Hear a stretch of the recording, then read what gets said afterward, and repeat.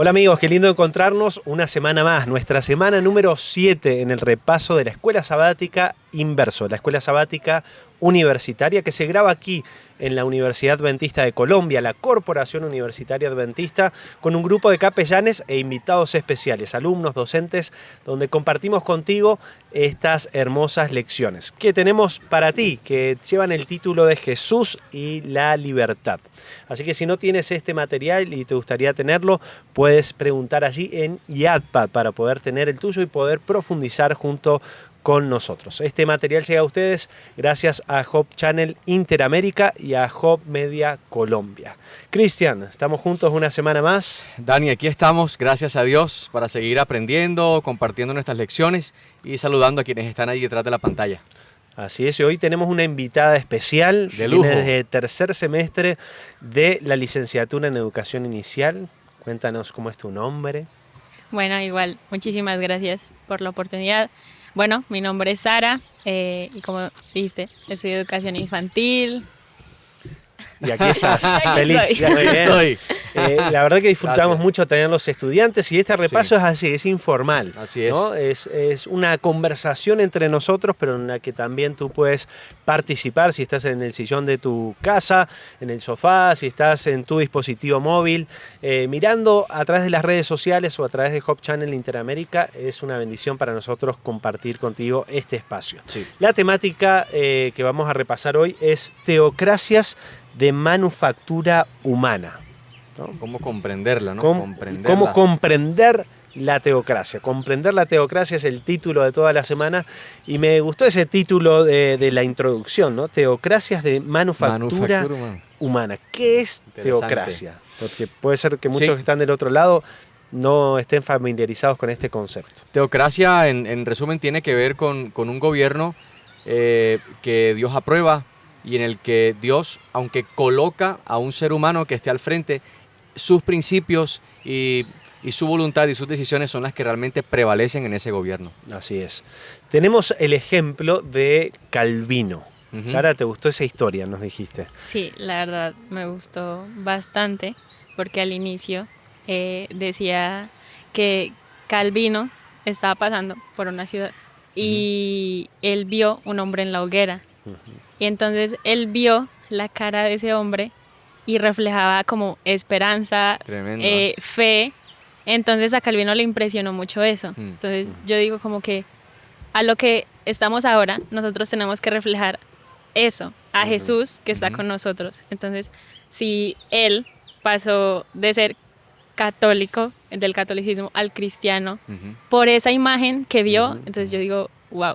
Eso es muy importante. Estar dispuestos a dar la vida por las creencias, ¿no? O sea, Juan Calvino lo vio en la hoguera y dijo, tengo que estudiar más. Y quizás estaban acostumbrados a ver las personas, imagino, gritando, suplicando, pero Juan Calvino creo que lo que le impactó realmente fue ver una persona que no estaba suplicando que lo bajaran de la hoguera. Estaba tranquilo, estaba en paz, porque estaba dando la vida por lo que creía. Vida por el que había dado su vida por él, ¿no? Increíble. Por Jesús. Entonces dice, voy a investigar a ver de qué se trata lo que esta persona creía y finalmente se convierte, como decías, al cristianismo, lo que conocemos como la Reforma Protestante también, que va a venir después en diferentes momentos, pero como todo ser humano tiene su lado donde una vez que se establece, una vez que empiezan a lograr cosas con su nuevo pensamiento religioso, ¿qué pasa? ¿Qué pasó en la historia de Calvino que nos cuenta la lección? Como todo, los procesos no siempre son perfectos, tienen altibajos, podemos decirlo, tienen diferentes circunstancias en las que a veces como seres humanos en nuestras mejores intenciones podemos equivocarnos. Y llegó un punto en el que también incluso estos pioneros del protestantismo caían en el hecho de decir, no, esto es lo que hay que hacer. Claro. Esto es lo que vale. El cristianismo es lo que es. No te pongas a prestar atención a otra persona. Y es interesante porque nosotros podemos caer en lo mismo o no. Decir, no, esta es la verdad que nosotros tenemos. ¿No? Estamos hablando de Jesús y la libertad y cerrarnos y decir, no, los que piensan diferente son herejes. Y tal. El que no es adventista, mira, exacto. Ahí no. O sea, ¿cómo ser, digamos... tener libertad religiosa para otros, pero al mismo tiempo decir, no, pero lo que yo creo realmente es correcto, ¿no?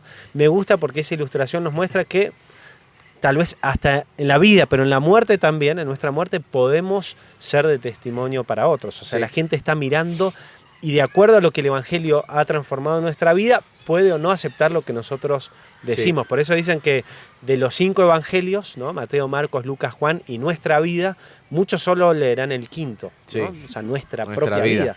Entonces creo que la transformación de Dios. Ahora, Miguel Severtus, ¿no? Lo consideró Calvino un hereje, ¿no? Y hasta dice la historia que por no aceptar ciertas doctrinas, Sí. también tuvo que escapar de la muerte porque Calvino decía, si no crees en esto, entonces ¿no? Y medio como que la historia se repite. El ser Sí. humano tiene esa inclinación a empezar a organizarse, a crear y hasta decir, no, esto es en nombre de Dios. Y ahí vienen las teocracias mal fundadas, ¿no? Entonces vamos a meternos un poquito en la historia Sí. bíblica. La teocracia originalmente era que el pueblo de Israel tenía a Dios como aquel que decidía por ellos, ¿no? Ujú. Es Dios. ¿Quién es el rey de aquí de Israel? No tenemos rey, es nuestro Dios. Sí. Hay líderes, pero no son nuestros reyes. Ujú. No tenemos una monarquía. Tal vez el primer rey, como sabemos, fue Saúl, pero el más importante detrás de la Realmente. historia y que va a haber más promesas y demás es David, David. ¿no? Y a través de David, sus hijos y a través de ellos, los descendientes. Ahora, hay algo interesante que menciona que Samuel 3 veces le dice así a David que su reino, o más incluso, que su reino sería para siempre, ¿no?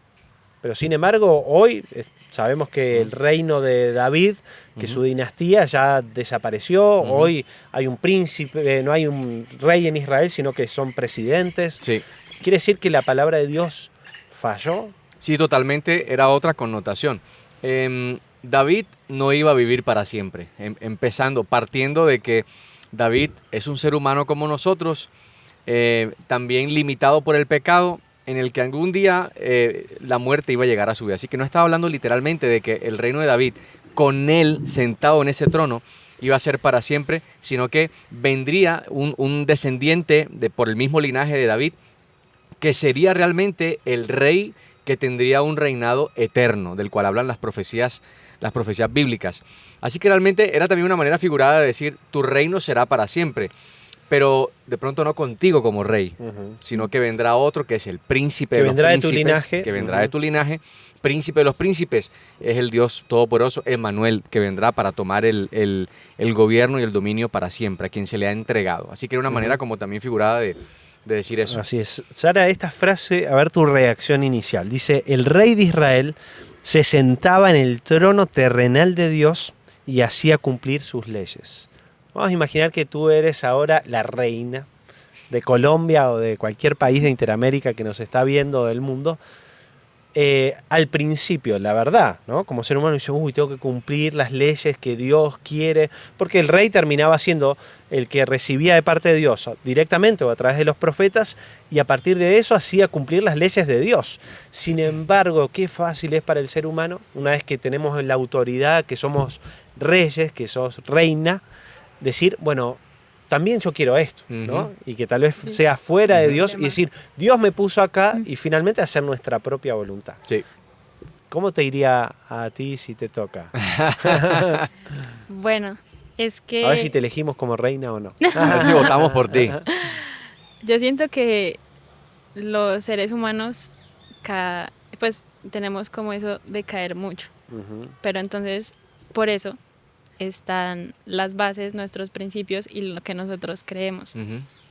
Como decías, nosotros somos humanos, cometemos errores. Ujú. Cualquiera comete el error, pero por eso nosotros tenemos bases de el cristianismo, el adventismo, que nosotros podemos reflejar eso. Entonces, creería que es complicado. Sería O sea, difícil para es ti. Dice, muy o sea, que difícil. Sí. tu parte humana no pueda estar y decir, Dios me puso acá, Pero entonces Exacto. ahora yo hago... Pero entonces, como para Dios no hay nada imposible, Ujú. yo siento que si estamos como de la mano de Él, puede ser excelente. ¿Cuál crees que sería como el secreto, por llamarlo de alguna manera, para que el gobierno, una persona, esté siempre en Dios? ¿Cuál podría ser una de las cosas que podría ser? Siento que, bueno, para mí, Ujú, la oración, ujú. el tener esa fe es algo que no se puede explicar. O sea, tener esa comunión con Dios todos los días es difícil. Sí. O sea, uno se levanta, pero es algo muy bonito si tú oras, si tienes esa fe, pues digo yo. Sí. Así es. Fíjate lo que ocurrió, Dani, en tiempo de Josué. Me vino a la mente que el pueblo, cuando Josué da su discurso, el pueblo le responde y dice, mira, nosotros haremos todo lo que nos dices, iremos donde quiera que tú vayas, solamente si Dios está contigo como estuvo con Moisés. Así que siento que Moisés fue un gran líder, tomándolo a él como ejemplo, y el pueblo se daba cuenta, él hablaba cara a cara con Dios, el pueblo decía, bueno, no son las ideas de Moisés, son las ideas de Dios, aunque la historia muestra muchas cosas. Pero fíjate la respuesta que le dieron a Josué, si tú eres como Moisés, vamos contigo y te vamos a seguir. Así que tiene mucho que ver con lo que dices, ¿sí? Un líder que esté conectado con Dios, escuchando la voz de Dios, y que las personas se den cuenta definitivamente que no son sus ideas, sino son las de Dios. Sí. Bueno, en los días de Ezequiel y de Jeremías, ya esos reyes se olvidaron un poquito de que eran simplemente instrumentos en las manos de Dios para gobernar y para dictar leyes con relación a lo que Dios quería. Y Dios se disgusta con ellos, ¿no? Y permite de alguna manera que los babilonios sean los que toman el poder sobre ellos. Por eso nuestro título es Ruinas, Ruinas y más ruinas, Sí. ¿no? Porque no solo iba a ser Babilonia, sino que después de Babilonia iban a conquistar a los babilonios los medos y persas, y también iban a seguir con la opresión de alguna manera contra el pueblo de Israel, luego los griegos, luego los romanos, y cuando Jesús viene todavía estaba ese poder romano sobre el pueblo. No tenían esa libertad que Dios aparentemente les había dicho, ¿no? Sin embargo, ahí en ese imperio romano sí iba a aparecer el Mesías, ¿no? Sí iba a aparecer el verdadero libertador del linaje de David, que era el que había prometido los profetas durante tanto tiempo. No era un poder humano, ¿no? Porque es interesante porque Jesús nunca vino a establecer, aunque bien lo podría haber hecho, un gobierno terrenal, sino que era un gobierno celestial. Pero imagínense que hasta los líderes religiosos de ese momento se habían olvidado de eso, ¿no? No habían interpretado bien lo que el Mesías venía a hacer, ¿no? O sea, durante mucho tiempo ya el Señor estaba aguantando tanto. Todas esas naciones, Babilonia, ninguna de estas naciones, en ninguna de estas naciones había teocracia. Ahí no estaba Dios realmente, ahí habían otros dioses. Y estos reyes gobernaban a su gusto, a su conveniencia, y lo que hacían era tratar de enriquecerse, y hacían gobiernos en los que ellos iban a estar para siempre. O sea, cada rey que estuvo, por ejemplo, en Babilonia decía, aquí voy a estar yo siempre, aquí no va a haber más nadie, y será eterno mi reino. Así que ya era como ese tipo de soberbia y ese tipo de gusto por el poder, del cual ya Dios no hacía parte de esos gobiernos. Pero la historia, aunque los gobiernos hagan lo que hagan, aunque los reyes hicieran lo que hicieran, la profecía se iba y se va a cumplir. O sea, el reino de Dios es el que va a prevalecer en definitiva. Nadie va a poder cambiar esa historia. Y se ha cumplido en la Biblia, en la historia se ha cumplido, y sabemos que algún día el reino de Cristo también será para siempre. Así es. Segunda de Samuel capítulo 7, versículo 12 al 16 dice, y cuando tus días se cumplan y duermas con tus padres, le está diciendo a David, yo levantaré de tu linaje a uno que procederá de tus entrañas y afirmaré su reino. Él edificará casa a mi nombre y yo afirmaré para siempre el trono de su reino. Yo seré su padre y él será mi hijo. Y si él hiciere mal, lo castigaré con vara y azotes de hombres, pero no apartaré mi amor de él, como lo aparté de Saúl, a quien quité de delante de ti.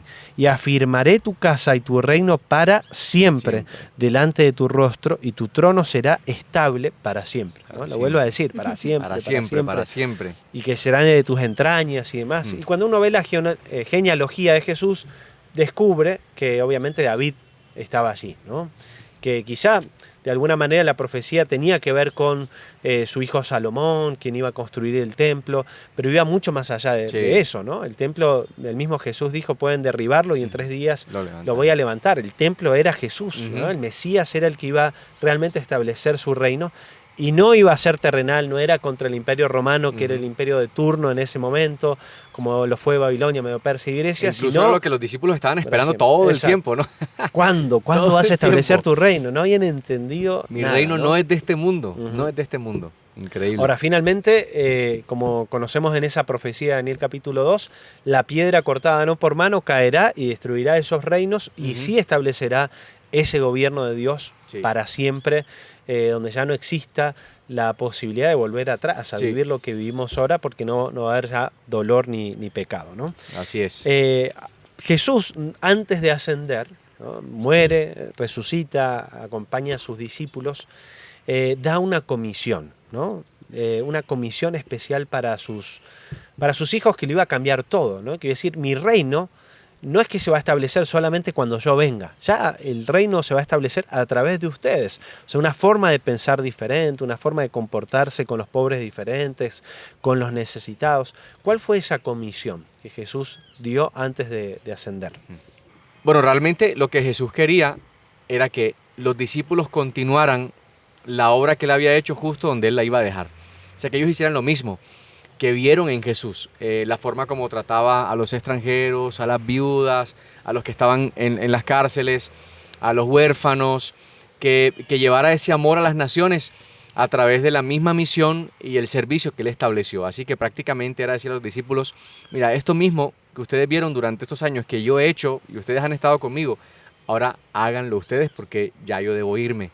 Lo interesante es que no estaba limitado a un gobierno territorial, Ajá. ¿no? O sea, esta es la forma de vivir. Y esa forma de vivir nos llega hasta nosotros hoy, 2000 años después, Sí. ¿no? O sea, ese comportamiento, esa nueva conducta cambiado, que Jesús, eso- o sea, se mantiene.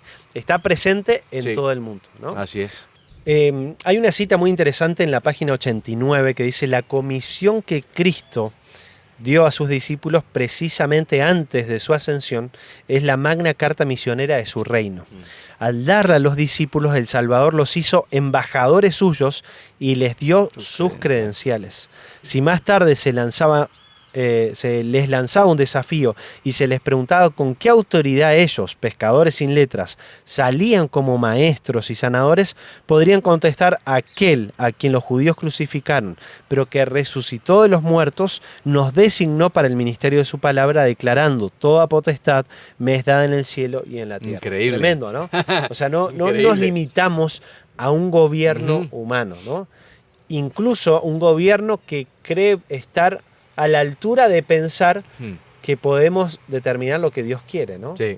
Que termina siendo tal vez gobiernos teocráticos que podemos ver hoy, que dicen: no, esto lo hacemos en nombre de Dios, ¿no? Tremendo. Y llamarlos embajadores. Y además decir que les dio credenciales. O sea, ellos estaban autorizados para hacer lo que hacían. Pero no por un gobierno romano, no, por el gobierno de Dios. Nosotros estamos con eso. ¿Pero por quién? Porque Jesús es nuestro rey. Claro. Nuestro rey. El reino de nuestro maestro no es de este mundo y nosotros hacemos parte de ese reino. A veces podrá sonar hasta muy raro que alguien diera Sí, esa respuesta, sí, incluso sí. hoy. Ah, pero ustedes, ¿por qué? Claro. No, porque es que mi reino no es de este mundo. ¿Cómo así que tu reino no es de este Claro, mundo? ¿de dónde venís? ¿De qué planeta ¿De dónde venís? eres? Pero la gran realidad es que como creyentes seguimos los principios del reino de Cristo. Y aunque hemos hablado en la lección, nosotros debemos tener en cuenta y cumplir con las leyes de nuestro gobierno, del cual nos regimos, por ejemplo, en nuestro país, en nuestra ciudad donde vivimos. El límite llega hasta donde son negociables mis principios. Así que yo soy creyente y mis principios son del reino de Cristo realmente. Eso te iba a preguntar, Sara, si tenemos las leyes de Dios, los principios de Dios, formamos parte de su reino en esta tierra que no es de este mundo, pero nos tenemos que regir por las leyes, en este caso de Colombia, de Antioquia, de Medellín, donde estamos ahora. ¿Qué pasaría si algo de esas leyes de Medellín, de Antioquia, de Colombia, están en contra de tu libertad religiosa? O sea, te toca definir entre las leyes civiles y las leyes religiosas. ¿Hasta qué punto harías caso o no? Porque en otras lecciones anteriores habíamos dicho al César lo que es del César y a Dios lo que es de Dios, pero cuando se meten con tus derechos, cuando tal vez no puedes estudiar tal día o no puedes salir y comprar y vender, ¿hasta qué punto seguirías las leyes de Dios y hasta qué punto finalmente dice, bueno, Dios me va a entender y cumplo las leyes civiles que incluso están en contra de él? Siento que todas las leyes de Dios hay que cumplirlas. Entonces siento que si en algún momento como lo del sábado de estudiar era un poco complicado. Siento que, vuelvo a repetir, la oración es algo fundamental, pero también creo que en el tiempo de hoy es un poco difícil, un poco difícil decir, bueno, aquí qué hago. Entonces es una respuesta complicada. O sea, solo Pero- la pueden responder los que le está tocando, ¿no? Porque uno dice, tengo el sueño de estudiar tal cosa, ¿no? Hay personas que tal vez, incluso hablaba hace poco tiempo con alguien que está estudiando para ser como azafata, ¿no? Asistente de vuelo. Y sus estudios son los sábados, sus prácticas son en sábado, es el sueño que ella tiene. Entonces, uno puede llegar a decir, ¿y qué si voy igual? Y si doy testimonio ahí, ¿no? Sí, sí, Entonces sí. empiezo como a Tratar buscarle de- la vuelta. Sí.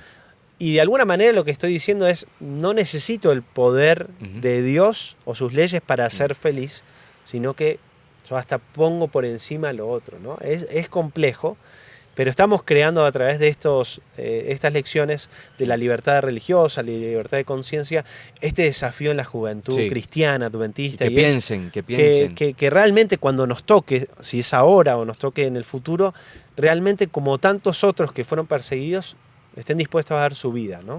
Y eso tiene que ver, cuando uno da su vida, no es solamente que te maten, sino que hasta a veces renunciar a algunos sueños propios para transformarlos en otros que Dios tiene para nosotros en eso, ¿no? Sí, Sí. es verdad.